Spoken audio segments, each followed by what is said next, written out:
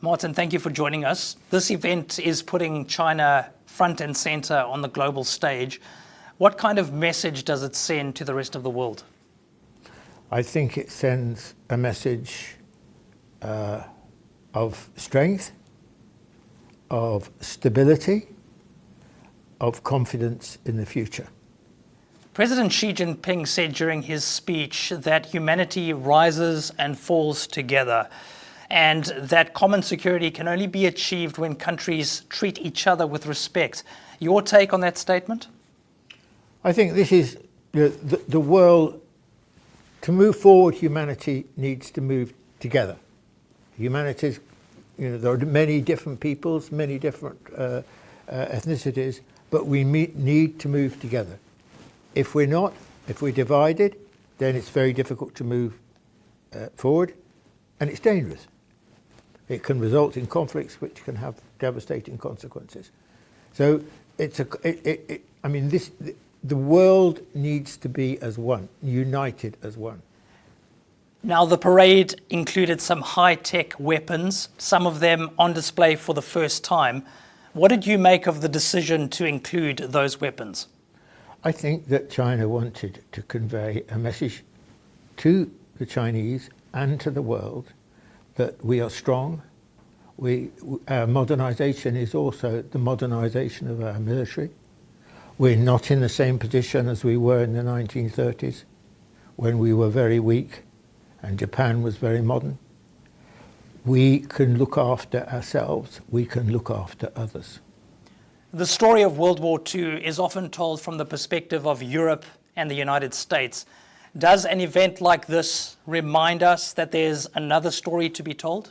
Yeah, I think definitely people probably most people in the West don't really know about China's role in the Second World War, and it's not even counted in the West as part of the Second World War. So they're very ignorant, and they're very ignorant about the sacrifices that the Chinese made.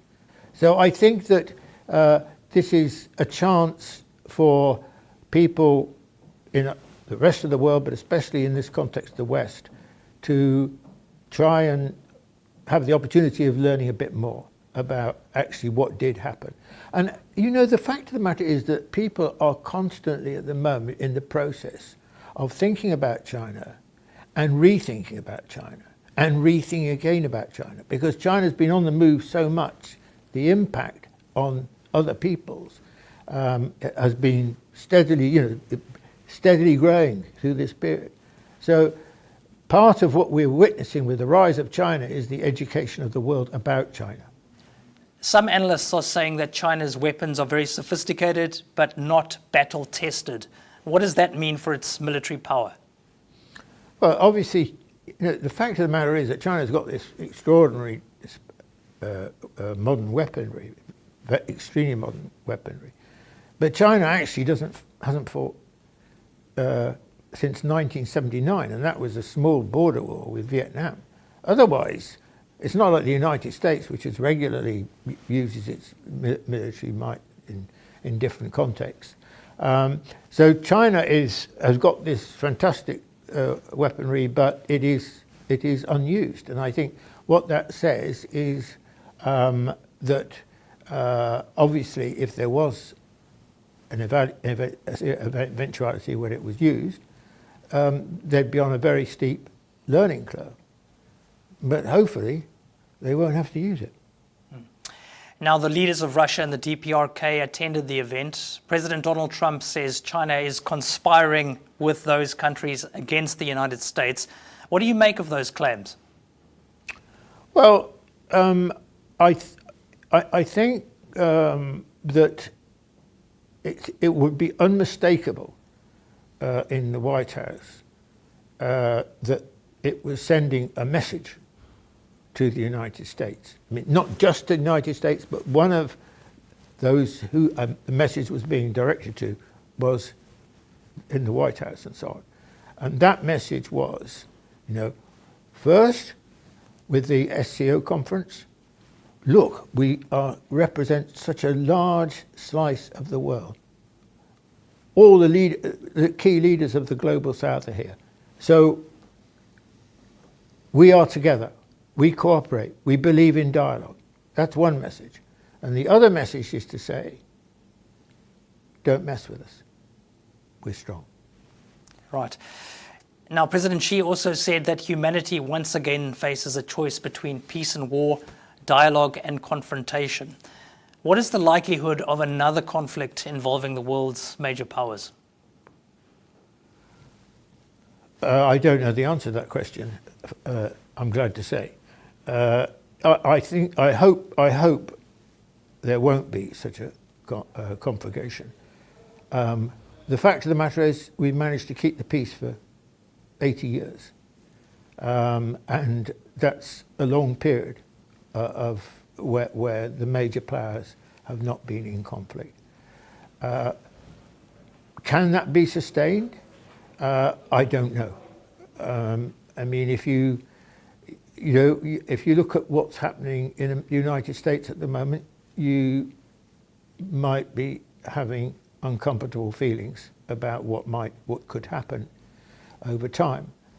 But I think that there is also the deterrence factor of just the sheer capacity for destruction of humanity that lies in nuclear weapons and all the other things. And I think that has helped. I mean, I think that helped during the Cold War to maintain the peace. And compared with then, the weaponry is so much more destructive. China's military and economic strength gives it a lot of influence on the global stage. How can it use that influence to ensure stability and peace? I think it can use its economic influence, its technological ability and so on, for its own development, we can see that, but also in their relationship with other countries. And that particularly means the global south. I mean, if you look at the focus of China's efforts in terms of aid, in terms of assistance, and above all, Belt and Road, then China has tried very hard to assist the developing world. This has been a sort of extraordinary gesture, I think, by China.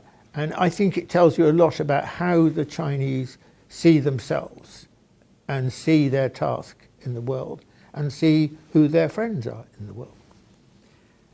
Finally, I wanted to ask you about the road that China has taken.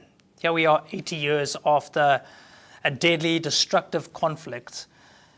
How would you rate China's progress 80 years on? Incredible. Absolutely incredible.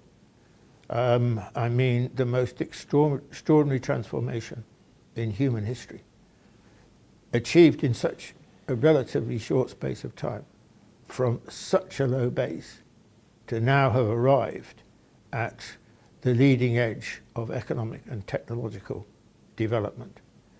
It's a sort of miracle, actually. And it's, of course, a huge example to all the other countries that started off at a similar point. Look, you too can do this. And that's why I think you have this special relationship of closeness with the global south, with the developing world.